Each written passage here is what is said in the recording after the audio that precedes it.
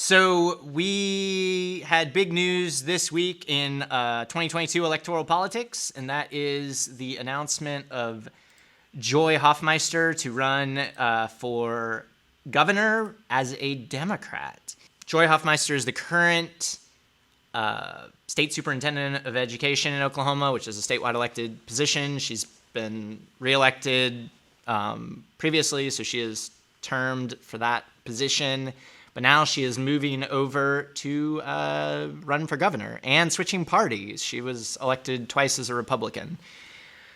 This has led to a variety of reactions, and I'm going to try to quickly give both sides their due, even though I've noticed that some of the takes were actually deleted since I grabbed them last night. But this one, there's a quote in the Tulsa World article, which I won't be able to open because it's behind a paywall, but where Brad Henry, who pretty famously ran as a very moderate Democrat, but he was also the last Democrat elected governor, which was, not that long ago, 10 years ago. So people act like Democrats haven't been in power in Oklahoma in like generations, and it was a decade ago. But anyway, he spoke out saying it. There's Blake Allen here, I believe what was he? Well, he doesn't have it anymore. But anyway, he was a former campaign finance hack. I think he worked with Kendra Horner, one of that group. But anyway, he was all for it. Effie Rourke, who's a nonprofit person, Politico in town. And then here, I'll get into the other reactions, then we can break it down. Joshua Harris Till, who's been involved in Young Democrats and very involved in the party, lines out 8 points about, what about the other Democrat, which is Senator Connie Johnson, who now suddenly nobody seems to remember or know about or care about. There is a clip that I found buried in some of the tweets about Hofmeister weighing in on the transgender bathroom bill. I have a very famous recollection of my own of her coming. Literally, it was her and the lieutenant governor of Texas, who is a lunatic, who are like the only two statewide electeds in the country, I believe, at the time, who spoke out when the Obama administration passed a rule saying, it's okay to use the bathroom of your choice. And then this one was funny. I would devour 10,000 words on why some Oklahomans cannot wait to support Hofmeister and would never give Johnson a second look. I'm kind of two minds, right? I mean, obviously, Joy Hofmeister is a legitimate candidate. She's been elected twice statewide. She has always kind of governed as a moderate, I would say. Like, she's definitely, other than the transgender bathroom deal, which is extremely gross and, in a fair, more just world would be utterly disqualifying for any elected leader to have run on. That's like the only thing she's ever really gone hard on that is like ultra problematic. She's generally avoided social issues. In fact, more recently, she's even weighed in sort of positively on like critical race theory and some of the stuff. She's fought stood on masks and, been more pro-vaccine than the average Republican. That's kind of like the good I can say. Politically, like her instincts are a little all over the place. Like, she's surrounded by snakes, in my opinion, up at the state level. But other than like taking swipes at people, it's hard to see like a coherent like narrative about how she politically moves folks around. But beyond that, you got Connie Johnson out there who, has had a 3-month head start, who is a firebrand for progressive values, who, swings for the fences. But in this case, the published fundraising is pretty dismal. I mean, Q3 fundraising is due this month. Your reports are due at the end of the month. So, I mean, maybe in the last 3 months really. So it'd be July, August, and September. Maybe she's raised a bunch. But her Q2, which would have been, June, May, and April, she had $4,000, which is, for a statewide race, it's just not a serious amount. Also, just the campaign's been quiet, I've tweeted about it. I've made my case sort of partly online in tweets and like multiple people have been like, I never even knew who that was, or I never heard anything. I didn't even know they were running, stuff like that, which is tough. I mean, it's real tough. So, I mean, I just think we have to be honest. Like, am I like over the moon about Joy Hofmeister? Like, no, not really.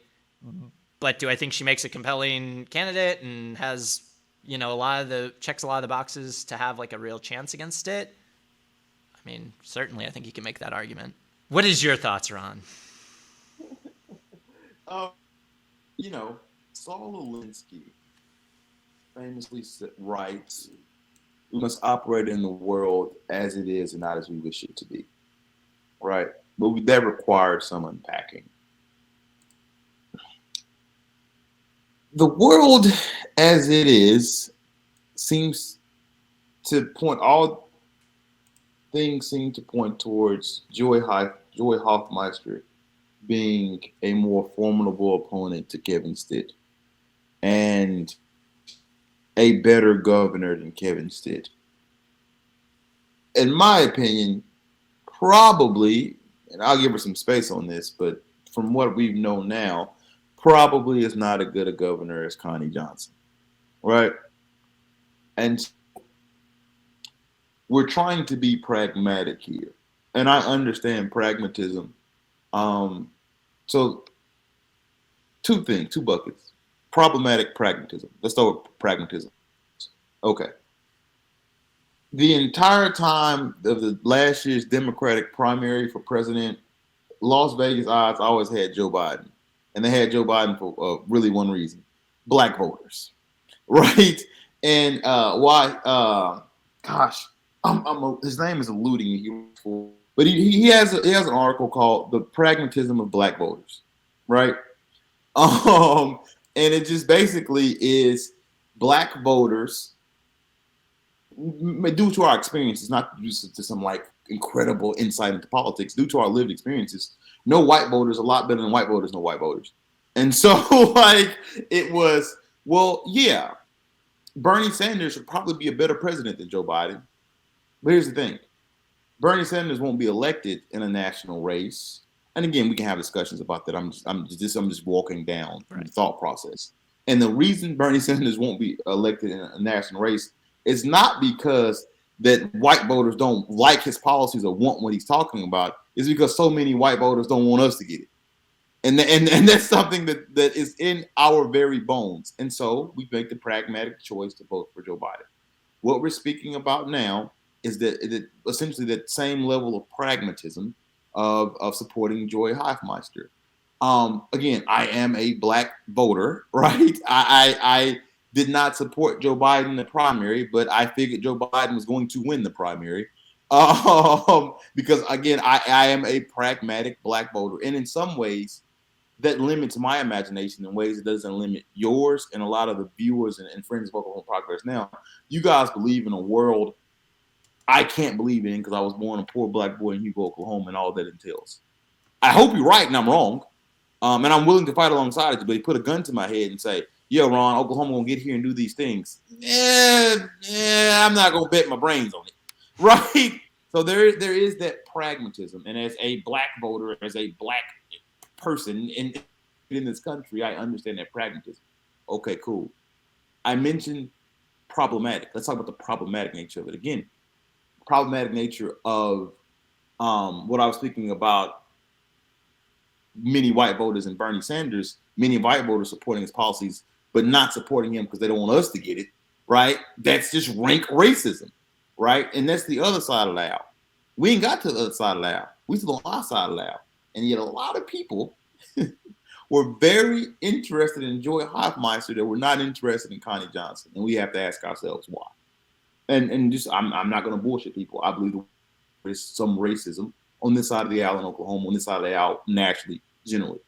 And we can't act like that isn't playing a role as to why people are excited about Hofmeister and more so than they were excited about Connie Johnson. We can't pretend, right, that one reason that she's a more formidable opponent in many people's minds against Kevin Stitt is because she's not black, right? We can't pretend, like, I understand operating in the world as it is, But I hope to people that are listening to us, I hope to many voters, to all Oklahomans, the world wish it to be. Well, well, I hope for all of us, but I know, frankly, not all of us. But I hope one day we get to all of us. And again, this is where we get into my limits and my imagination. I hope to one day where the world, the world as we wish it to be, is one free of racism, and the world as it is one day be that. But that is in the world now, and that racism does not limit itself to the moderate Oklahoma voter, the Oklahoma Republican Party. It also is an Oklahoma Democratic Party, and we have to be frank about that. Yeah. Yeah. No, I think that's a great way to put it. I actually like that better because I wrote something on this, and I was sort of like doing an optimism pessimism comparison, but I think the problematic pragmatic is a much better framing of it. Yeah, I mean, and to me, it's a little like to me, it's especially annoying, like coming from the people it's coming from, right? I mean, like, yeah, the activists are like, pissed off, and I get that.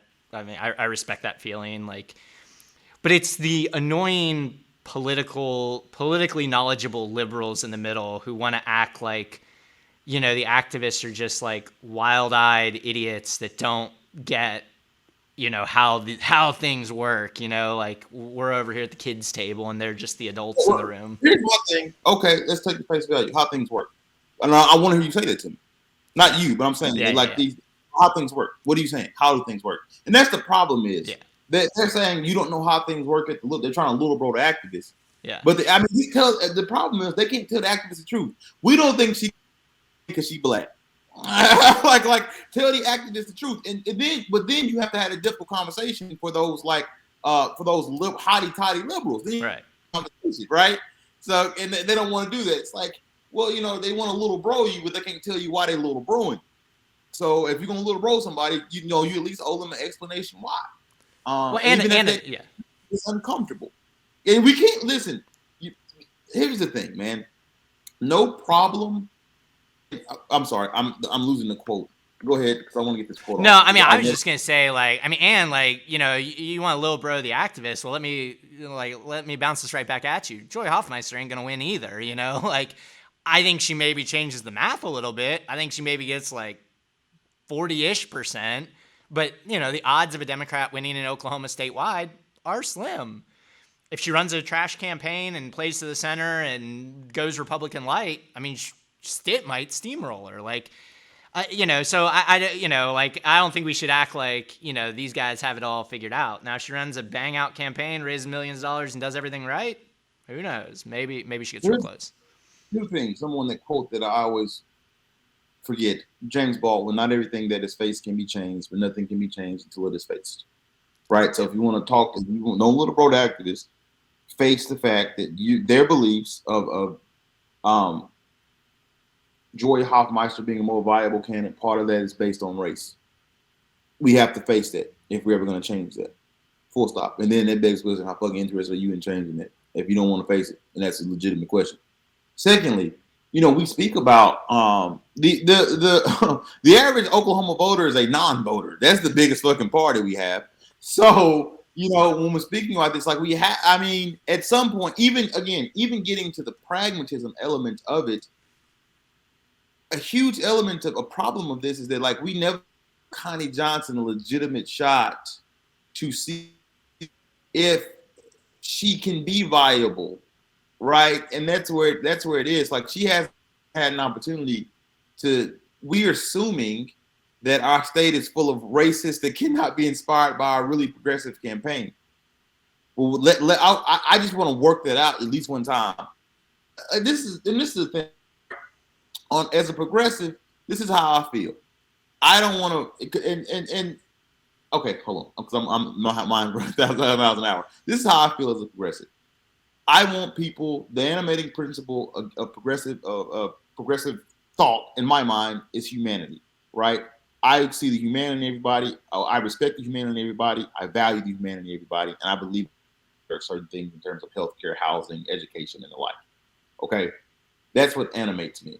Now, if that is not what animates most fucking voters, and they just don't want health care, and they don't want housing, and they want prisons all over the fucking state, I'll take my ball and go home. I'll keep trying to change your ideas, right? Encourage you, but I'll take my ball and go home. And that is why, from our side of the aisle, you and I have never said we need these fucking closed voting precincts in Beaver County, because we don't think, like, we think our ideas are better than theirs, and our ideas, given a legitimate shot, will win elections. So I'd like to see a well-funded progressive candidate that's Connie Johnson, then fine, go lose. If that's what it is, Oklahoma, nah, fuck that. Like, let them. I want to hear them say it. Is what I'm saying. Yeah. I want to hear them say, "Fuck marijuana legalization. Fuck healthcare. Fuck decriminalization of certain." I want to hear them say it. If they say it to me and they say, "Ron, fuck off, your ideas suck," I'm fine with that. Yeah. But I want the opportunity to tell me. That's the thing is they'll sit in their little rooms and cry their white tears about how, like, everyone deserves health care and everyone, racial justice matters and Black Lives Matter. But then when it comes time to go out and, like, actually say that to somebody with power, like a Kevin Stitt or John Eccles or Greg Treat or any of these, like, ultra powerful ghouls, suddenly they got, like, they can't work up the spit enough to do it. And that to me is, like, what's especially annoying about the little broing. But I want to hit some of these things in chat. Like Alex says, if we go idealistic route in the primary, spook Joy into adopting ideas that Joshua mentioned. I think she has to. Like, in what world does running Republican light get you anything? And this is where I feel like there are so many centrists that are just delusional. I mean, we are in peak polarization. There is a civil war happening on the right, far worse than what we're about to do on the left. Like, I've already talked to half the major activists, in these circles, and, the reality is setting in pretty quick. Like, nobody's like, we need to, burn this thing to the ground. I mean, Jackson, Lemire, Dom, Lankford, if you think that primary is ugly now, just fucking wait until, March, April, May of next year. Like, it's going to be off the hook. So, the idea that there's, like, this pool of voters out there that you're going to capture by being, like, slightly less conservative, or slightly less racist or slightly less xenophobic is delusional. You are an idiot. If you believe that, you are an idiot. And you should be embarrassed, and you shouldn't be in politics. Now, like you said, the main voter out there in Oklahoma is the non-voter, especially in a midterm. So, Joy needs to, she can play to her radical centrism, which I think is boring and lame and not going to fix anything. But she's governed like that. So, she can authentically run on that. But yeah, she's going to have to convince a bunch of people that she's not a transphobe, that she's not a fucking racist, that she's not a xenophobe, and she can do that, I think. I don't think she necessarily is those things. I think she's gotten bad political advice in the past. But that's going to be her job, is to convince people that are just done with this shit to show up for her on Election Day 2022. And so I do think she's going to have to adopt more of that platform. I just do. Like, there is no Republican light that is going to bring, QAnon conspiracists over to her side. And, these weird centrists, I don't know. Stitt is either your guy or he's not. Like, at this point, I just don't know, like, I just don't know what there is to appeal to there. And Joy can still do that while also trying to pull progressive voters in and people she needs. So anyway, what we're seeing, like, right, with the progressive caucus in Congress is, like, there is this element of flexing our muscle and making her things that we want to do. Because we talk about the non-voter, but she also fucking needs us, right? So like, and that it's so often, it has been this taking for granted, and because what you hang over us is, well, I'm better than him. I'm not what you want, but I'm better than him. So how much are you willing to sacrifice because I'm better than him, right? It always has to be sacrificing so fucking much, right? Like, it always has to be And frankly, there are certain things we shouldn't sacrifice. Like, we shouldn't sacrifice on holding her accountable for her egregious position on trans people, making her. I don't believe in having someone stick to some same viewpoint forever. Muhammad Ali says, "Men who think the same at 20s wasted 30 years of his life." People can evolve, right? But she should be held accountable to that, accountable for that, and forced to make amends for that in her, not only in her statements but in her policies. Because she should have to earn our fucking vote, not just because she's slightly better than Kevin Stitt. Thanks for watching our video. Please give it a like and hit that subscribe button for more content. If you want to engage with us, follow us on Facebook, Twitter, Twitch, and Instagram.